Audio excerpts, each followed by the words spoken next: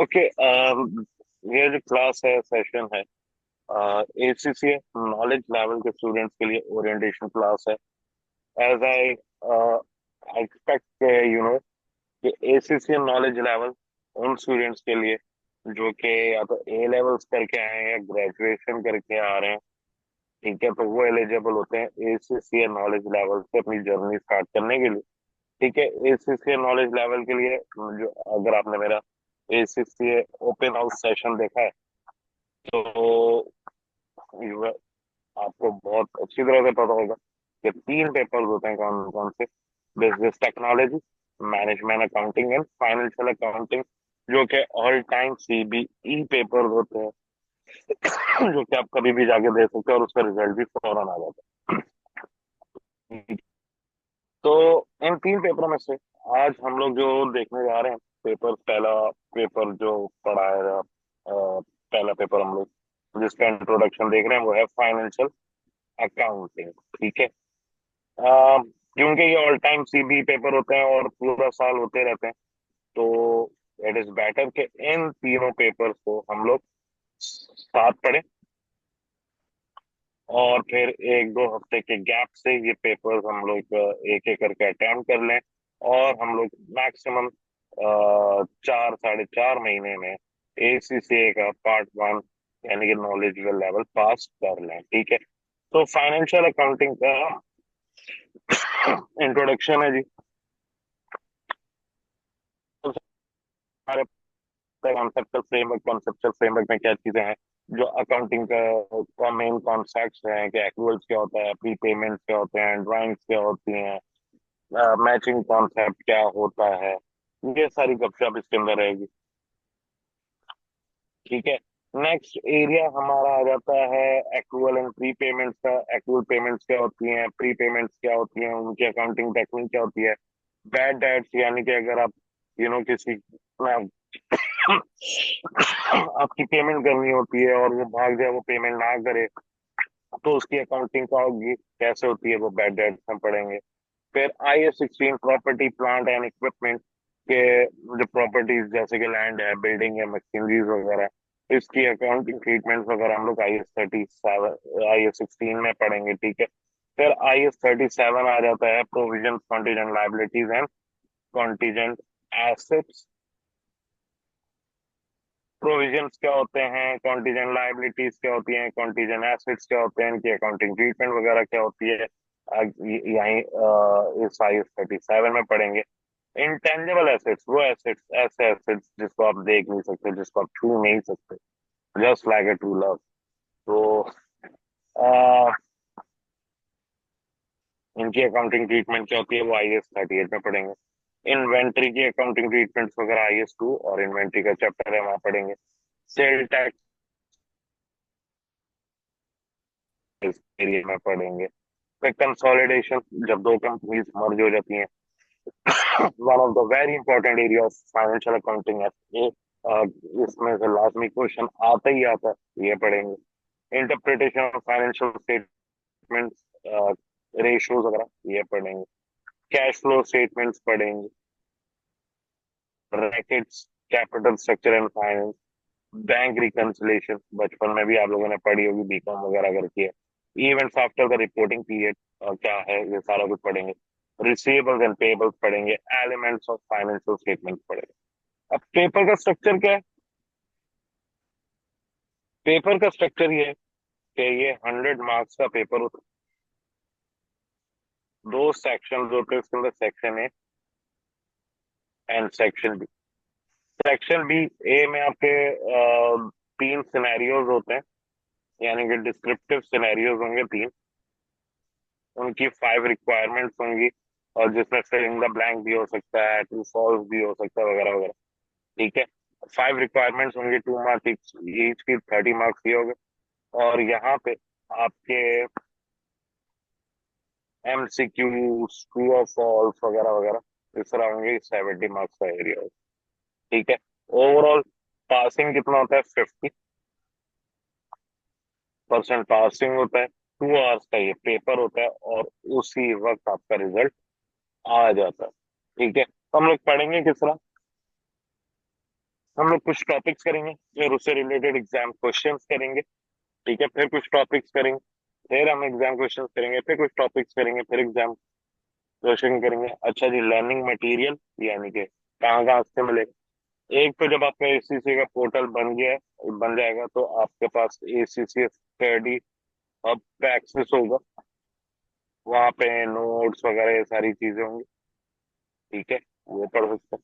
मेरे notes obviously website पे accountancy की, मैं आपको अभी दिखा भी देता हूँ वेबसाइट,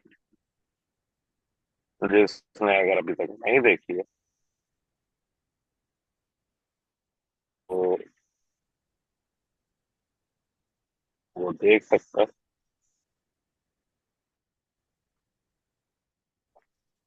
तो वो अकाउंटेंसी की वेबसाइट पे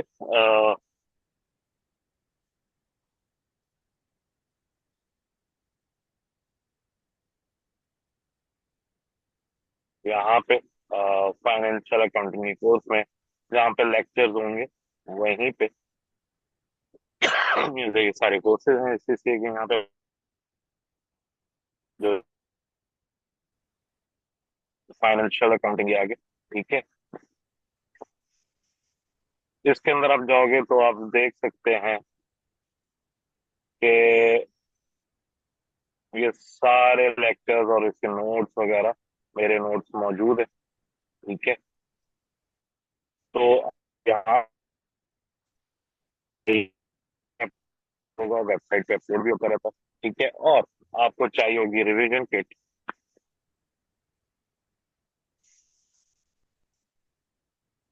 बीपीपी और कैप्लन की रिवीजन किट आपको चाहिए होगी। That's it. ठीक है, सो आई होप यहाँ तक बात आपको क्लियर है और मेरी समझ में आई। अब हम लोग आगे बढ़ते हैं और पहला एरिया हम लोग कुछ टच करते हैं किसका, एफ ए का।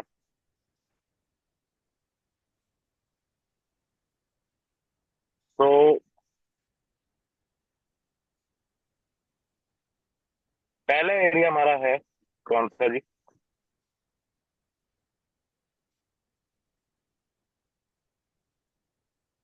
फाइनेंशियल रिपोर्टिंग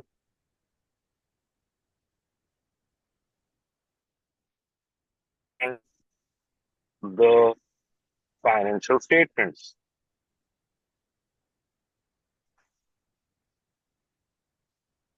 ये आपको इसमें आपको क्या क्या मिलता है, बात करते हैं जनाब। क्या है ये?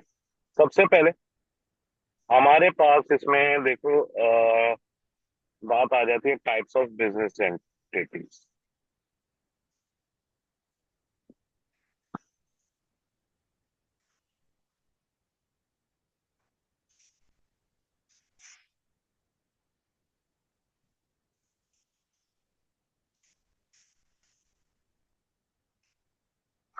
ऑब्वियसली जो आपका बिजनेस है वो एग्जिस्ट क्यों करता है?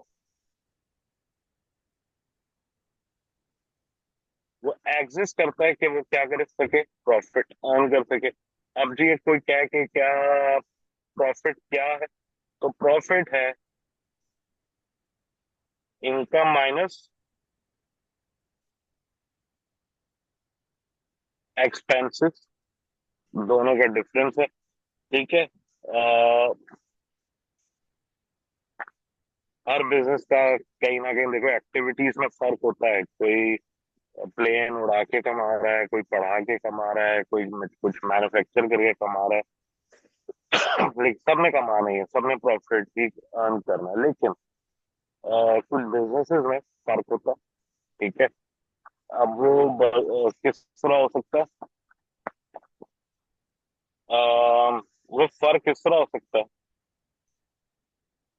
एक हो सकता है साइज की बुनियाद पे। ठीक है, जो कॉर्नर शॉप वाला है, वो पान के कोके वाला है, वो भी एक बिजनेस है। ठीक है, एक एक बिल्डिंग में बैठ के अकाउंटिंग फर्म चला रहा है, वो भी एक बिजनेस है। ठीक है, कोई एक फैक्ट्री चला रहा है, वो भी एक बिजनेस है। साइज, फाइनेंसिंग की बेसिस पे भी डिफरेंस हो सकता है कि कोई लोन लेके बिजनेस कर रहा है, कोई अपना पैसा लगा के कर रहा है, कोई अपने शेयर्स ऑफर करके कर रहा है। लीगल पोजीशन का फर्क होता है, ठीक है। अब किस तरह लीगल पोजीशन का फर्क होता है, देखो जी। अब यहाँ पे ये आगे के, या तो बिजनेस एक सोल ट्रेडर के तौर पे काम सकता है, कर सकता है, या वो पार्टनरशिप में काम कर सकता है,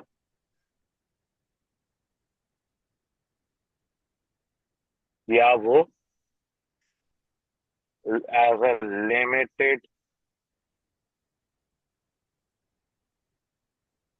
लाइबिलिटी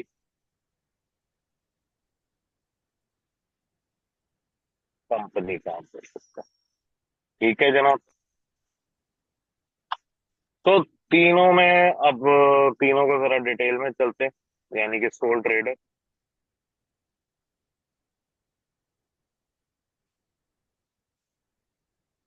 सोल ट्रेडर कौन होता है? A sole trader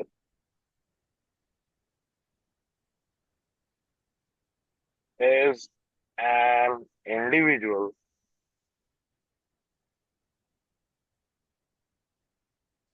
who owns,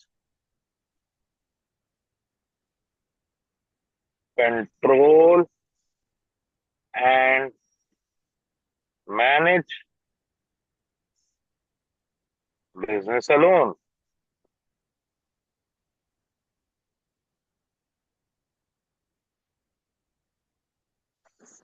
ठीक है, एक सेठ है, उसके कुछ एम्प्लॉयज होते हैं, अपना कैपिटल अपनी इन्वेस्टमेंट वगैरह खुद लेकर आ रहा होता है और बिजनेस कर रहा होता है, ठीक है। तो अब लीगल डिफरेंसेस देखो, एक सोल ट्रेडर के क्या होते हैं।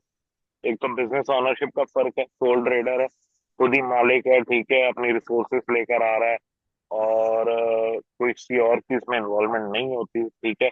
बिजनेस कंटिन्यूएशन का एक फर्क होता है कि यार, अ, अगर सोल ट्रेडर एग्जिस्ट करता है तो ही बिजनेस चल सकता है, कोई और उसको नहीं चला सकता, ठीक है। टैक्सेशन का होता है कि बिजनेस जो भी प्रॉफिट अर्न करता है, ठीक है, जो भी प्रॉफिट बिजनेस अर्न करता है वो पर्सनली उसी सेठ ने पे करना। फिर जो भी बिजनेस की प्रॉपर्टी वगैरह होती है, फैक्ट्री वगैरह, वो उस सेठ के नाम पे होती है। फिर कंपनी कल के वाइंड अप हो जाती है, डूब जाती है, तो वो जो लीगल एक्शन होगा वो उसी के अगेंस्ट होगा, ठीक है। अच्छा भाई।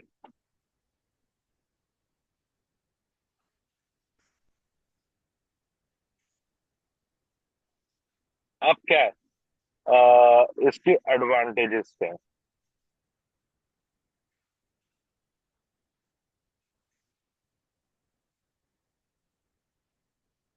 पहला एडवांटेज, यार कंप्लीट कंट्रोल होता है इसके पास, ठीक है। कोई इसके साथ बिजनेस में कोई शेयरिंग वगैरह नहीं होती, जो कमाता है अपने घर लेके जाता है, इसका कंप्लीट कंट्रोल होता है, ठीक है।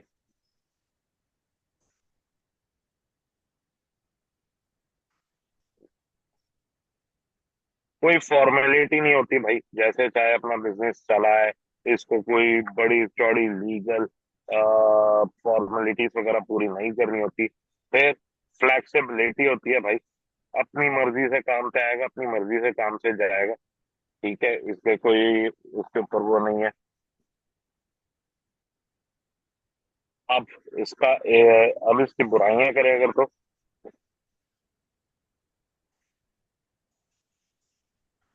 डिसएडवांटेजेस क्या है?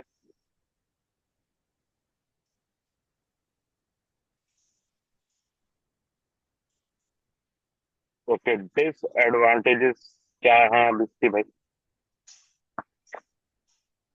सबसे बड़ा मसला लाइबिलिटी का है, ठीक है। अगर बिजनेस डूबता है तो भाई ये पर्सनली लायबल है सारी डेब्ट उतारने के लिए, सारा लोन उतारने के लिए। रेजिंग फाइनेंस, भाई जो फाइनेंस है वो अपने घर से लेकर आएगा, इसको बैंक्स वगैरह जो है वो इतनी आसानी से नहीं देंगे। बिजनेस कंटिन्यूटी, भाई ये नहीं है तो बिजनेस नहीं चल सकता, ये मर गया तो बिजनेस डूब गया, ठीक है। तो आई होप सोल ट्रेडर का कॉन्सेप्ट क्लियर। आगे आ जाए, नेक्स्ट कॉन्सेप्ट हमारा कौन सा था जी?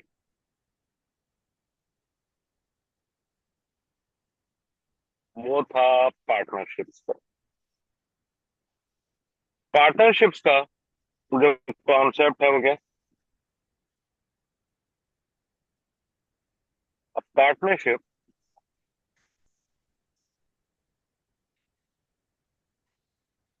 Is where two or more people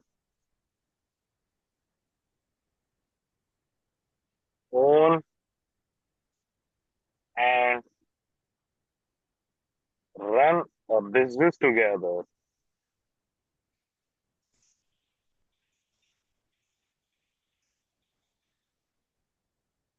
to make profits।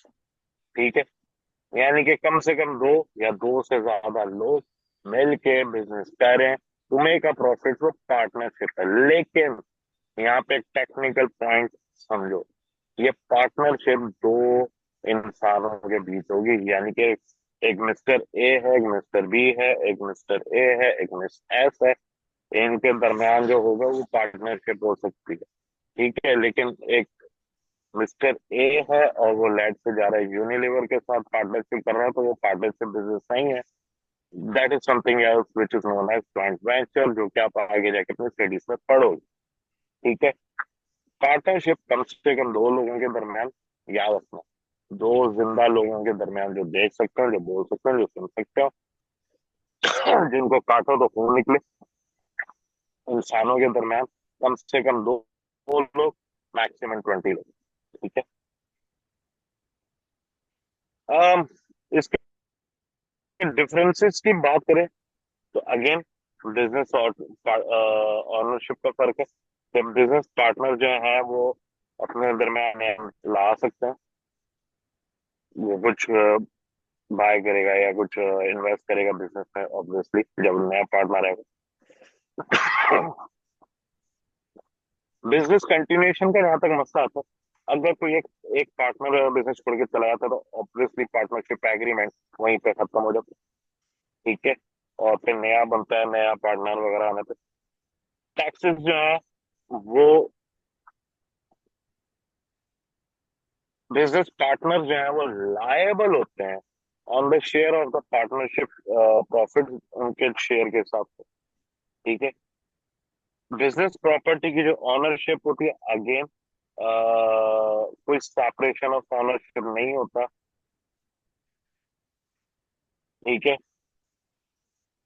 कोई सेपरेशन नहीं होती, वो पार्टनरशिप की उस पे होती है।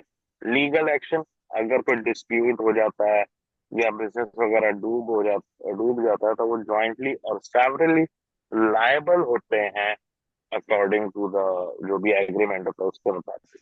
ठीक है, अब इसके भी जरा कुछ एडवांटेजेस हैं और कुछ डिसएडवांटेजेस हैं। अ, क्या एडवांटेजेस हैं? पहला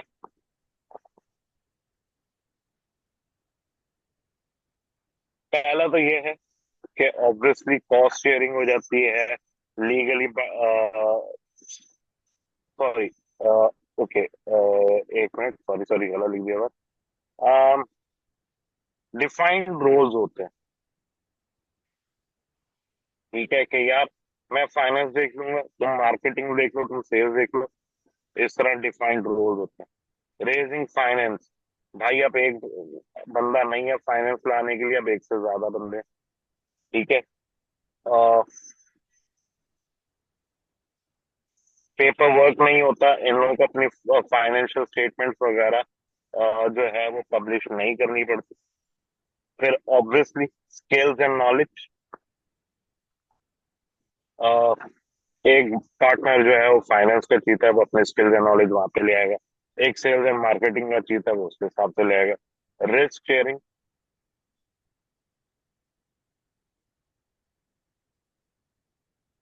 जब ज्यादा पार्टनर्स होंगे तो जो रिस्क होगा वो ज्यादा लोगों में डिस्ट्रीब्यूट हो जाएगा। ठीक है, बात करें डिसएडवांटेजेस की,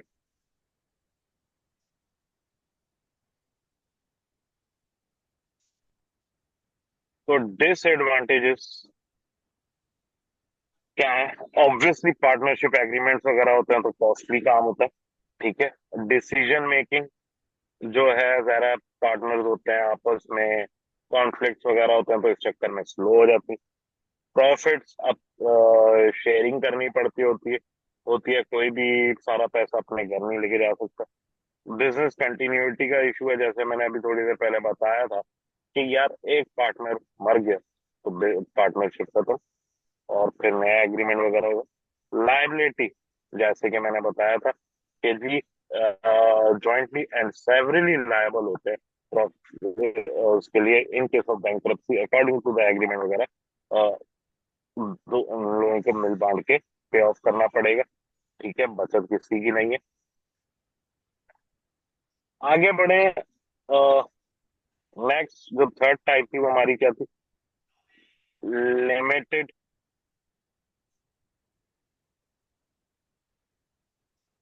liability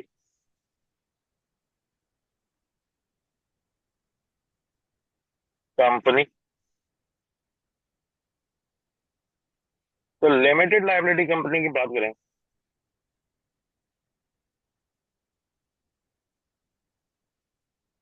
limited liability company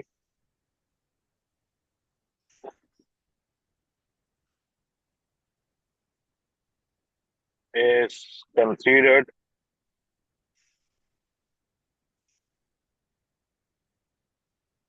to be a legal person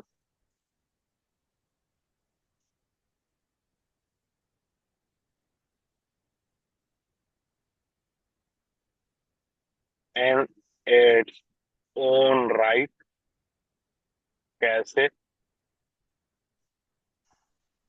and separated from its own honor।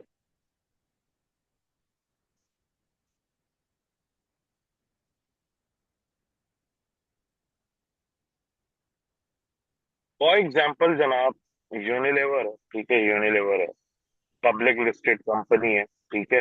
अब ये क्या करती है भाई? पब्लिक लिस्टेड कंपनी है, शेयर इशू करते हैं, आप शेयर्स खरीदते हो, आप शेयर के मालिक बन जाते हो। ठीक है। अब क्या है, ये एक लीगल पर्सन है। ठीक है, एक आर्टिफिशियल लीगल पर्सन। जो भी कॉन्ट्रैक्ट्स वगैरह होंगे वो किसके ब्याह पे हो रहे होंगे? वो यूनिलीवर के ब्याह पे हो रहे होंगे। वो किसी मिस्टर ए या मिसेस एस वगैरह वगैरह के नाम पे नहीं हो रहे होंगे। ठीक है। जो ऑनर होगा वो इन्वेस्ट करके साइड पे बैठ जाएगा, और जो मैनेजमेंट होगी, डायरेक्टर्स वगैरह, वो ये बिजनेस, ये कंपनी चला रहे होंगे। ठीक है। अब इसका चेंज इन बिजनेस ओनरशिप क्या है? शेयर होल्डर जब मर्जी शेयर खरीद लें, जब मर्जी शेयर बेच दे। ठीक है। बिजनेस कंटिन्यूएशन, अगर बिजनेस का शेयर होल्डर चेंज हो जाता है, मैंने शेयर खरीदा, मैंने शेयर बेच दिया, कोई फर्क नहीं पड़ता, बिजनेस चलता रहेगा, नए शेयर होल्डर्स वगैरह आते जाते रहेंगे, कंपनी अपनी जगह पे एग्जिस्टेंस उसकी रहेगी। ठीक है, डूबेगी नहीं। टैक्सेशन वगैरह जो भी होगी वो कंपनी के नाम पे, जैसे यूनिलीवर है तो यूनिलीवर के नाम पे होगी। बिजनेस प्रॉपर्टीज वगैरह की जो ऑनरशिप है वो यूनिलीवर के नाम पे होगी। लीगल एक्शन जो भी होगा वो यूनिलीवर के नाम पे होगा। कल को डूब जाती है कंपनी तो भाई आपकी उतनी ही इन्वेस्टमेंट जाएगी जितना आपने उसमें इन्वेस्ट करा होगा। आपका पर्सनल घर बाहर कुछ नहीं बिकेगा। कोई अगर पकड़ने आए उसको दिखा देना भाई लिमिटेड लाइबिलिटी कंपनी है, मेरा तो पैसा कंपनी पैसे है। तो ये क्या है? Limited liability company. ठीक है। तो एडवांटेजेस की अगर बात करूंगा,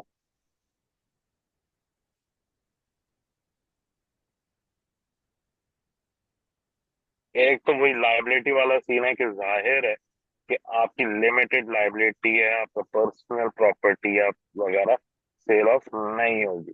दूसरा, टैक्सेशन वगैरह भाई, आपको अपनी जेब से टैक्सेशन के पैसे निकाल के नहीं देने, बिजनेस जो है अपने से करेगा। तो पब्लिक आई होती है, आपको खुद इन्वेस्टमेंट वगैरह ले, पब्लिक आई होती है, यानी कि भाई पब्लिक आके आपके बिजनेस में इन्वेस्ट कर रही होती है एंड ऑल दैट। आपको जो है ये टेंशन नहीं होगी कि यार मैं लोन लूं या क्या करूं वगैरह वगैरह, मुझे इन्वेस्टमेंट की जरूरत है। ठीक है, आप शेयर सेल कर रहे हो, अच्छा जी। डिसएडवांटेजेस, बिल्कुल इसकी भी डिसएडवांटेजेस है। क्या है, आइए देखते हैं। पहला काम, लिमिटेड लाइबिलिटी बनना कोई आसान काम नहीं है, बहुत कॉस्टली काम है। ठीक है। फिर ऑब्वियसली जो लिमिटेड लाइबिलिटी कंपनी होती है उसका टैक्सेशन ज्यादा होती है। फिर पब्लिक का जहाँ फायदा है वहाँ पब्लिक आई एक नुकसान भी है कि आपने पब्लिक को हिसाब देना होता है। फाइनेंशियल स्टेटमेंट्स वगैरह आपको इशू करनी होती हैं। अच्छा जी, आई होप यहाँ तक कॉन्सेप्ट क्लियर है। ठीक है। अब यहाँ पे हम लोग आए तो बात करते हैं what is financial reporting.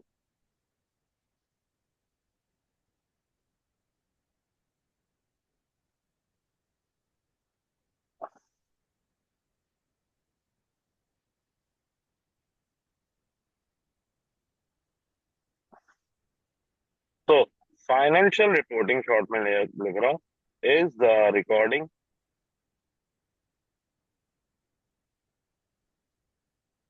Analysing and summarising of financial data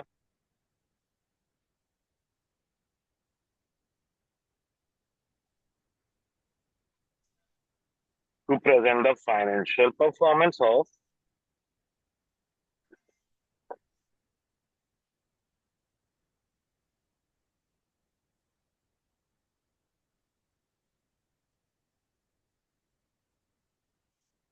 financial performance of a business।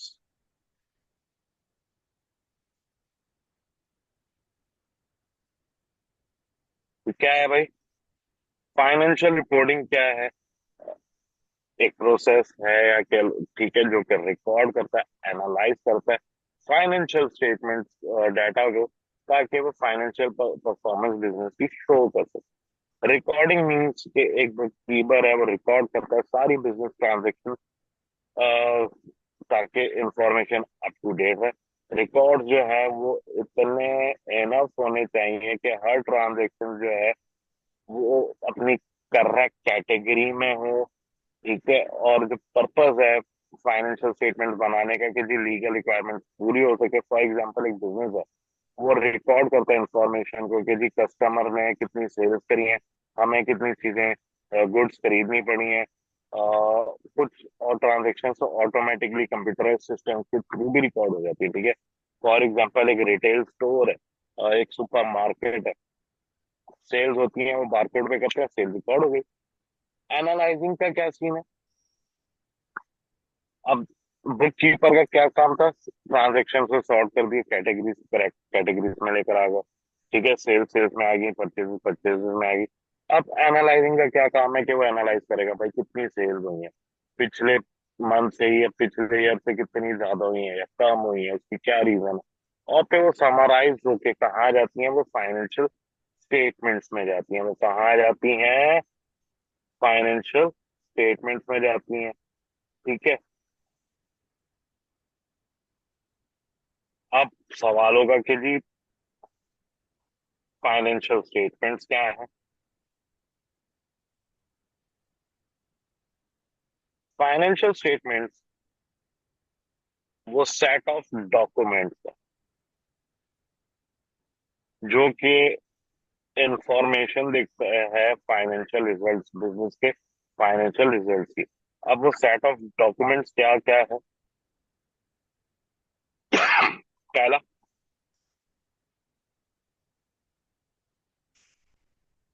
Statement of financial position. दूसरा, स्टेटमेंट ऑफ प्रॉफिट और loss and further comprehensive and save income. तीसरा, स्टेटमेंट ऑफ कैश फ्लो। चौथा, statement of changes in equity.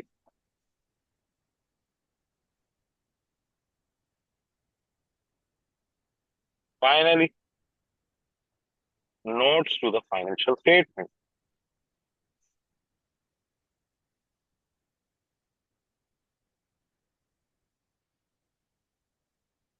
ठीक है जी। अच्छा जी। अब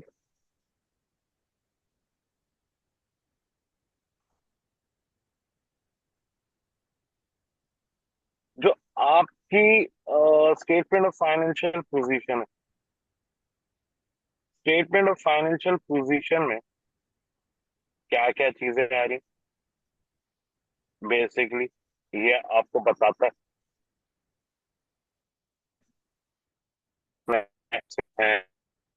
है कितना कैपिटल है, वगैरह वगैरह।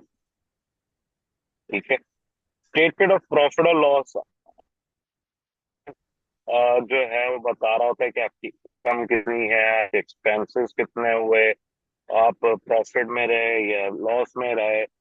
आपके टैक्सेस का बता देगा, आपके फाइनेंस कॉस्ट का आपको बता देगा। ठीक है। अदर कॉम्प्रिहेंसिव इनकम में आपका इक्विटी एलिमेंट आ जाता है। ठीक है। स्टेटमेंट ऑफ कैश फ्लोज में कैश इनफ्लो आ रहा होता है और कैश आउटफ्लो आ रहा होता है। Statement of changes in equity में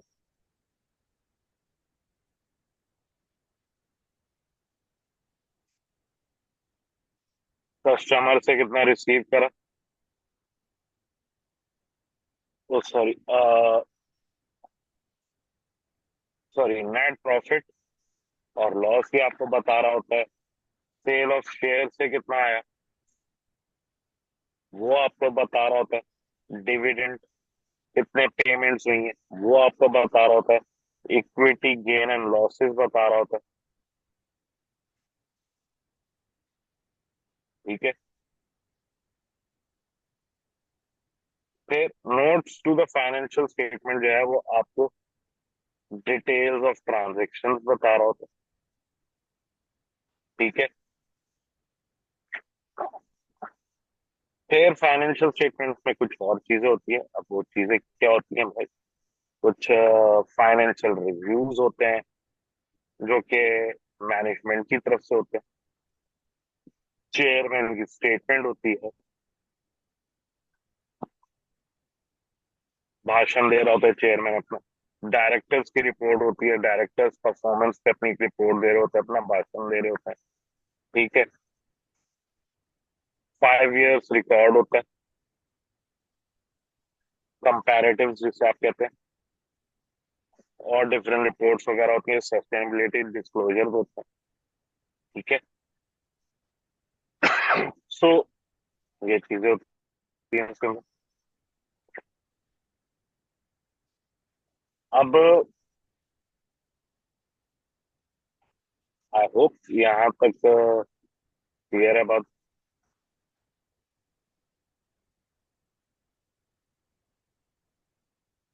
ठीक है। आपको ये बता दिया जनाब के स्टेटमेंट ऑफ कैश फ्लो में क्या होता है, ये क्या होता है। अ, अब ऑब्वियसली डिफरेंट स्टेक होल्डर्स होते हैं हर बिजनेस पे। क्या होता है स्टेक होल्डर्स? सवाल आता है स्टेक होल्डर्स कौन है।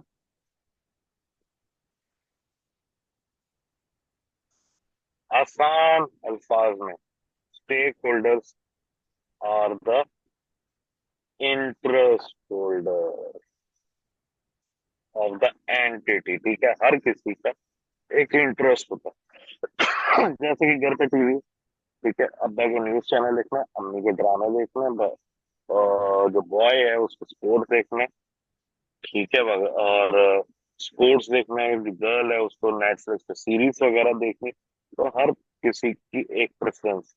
इसी तरह फाइनेंशियल स्टेटमेंट्स को लेते हुए हर स्टेक होल्डर का एक अलग एक इंटरेस्ट होता है। एक बिजनेस ओनर है, उसका इंटरेस्ट होगा भाई मैंने कितना प्रॉफिट करा एंड ऑल दैट। ठीक है। एक कस्टमर होगा, वो प्रोडक्ट के बारे में जानना चाहता होगा। एम्प्लॉय का इंटरेस्ट होगा कितना प्रॉफिट हुआ है वगैरह वगैरह, क्योंकि उसका करियर अटैच है, उसके बोनसेस उसके बेनिफिट्स उस पे अटैच है। ठीक है। कस्टमर का मैंने बताया कि प्रोडक्ट से रिलेटेड इंटरेस्ट होगा। गवर्नमेंट का इंटरेस्ट होगा क्योंकि गवर्नमेंट ने आपसे टैक्स लेना है। सप्लायर का इंटरेस्ट होगा क्योंकि वो कंसर्न होगा कि भाई उसकी जो इनवॉइसेस वगैरह उसकी जो पेमेंट फंसी हुई है उसको मिलेगी नहीं मिलेगी। जो बैंक्स वगैरह होंगे जिसने आपको लोन दिया होगा ऑब्वियसली तो ये देखेगा कि भाई इतनी प्रॉफिटेबल है, इतना पैसा है कि हमें लोन वापस कर पाएंगे नहीं कर पाएंगे। ठीक है। सो हर किसी का एक अलग इंटरेस्ट आ जाता है। ठीक है। तो आई होप यहाँ तक जो है वो आपको क्लियर होगा। कोई सवाल हो तो आप मुझसे पूछ सकते हैं। और जो जो अभी तक एनरोल नहीं हुआ है वो अब एनरोल हो जाए, क्योंकि अब बस रेगुलर क्लासेस स्टार्ट हो जाएंगी। ठीक है। और हम लोग पैरेलल तीनों पेपर्स लेके चलेंगे। ठीक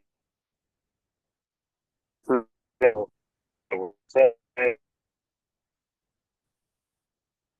हम वो एक्चुअली स्टार्ट हमारी हो जाएंगी। So get yourself enrol soon. कोई सवाल वगैरह तो आप लोग मेरे से व्हाट्सएप पे भी पूछ सकते हैं और यहाँ पे भी पूछ सकते हैं। That's it for now. Allah Hafiz.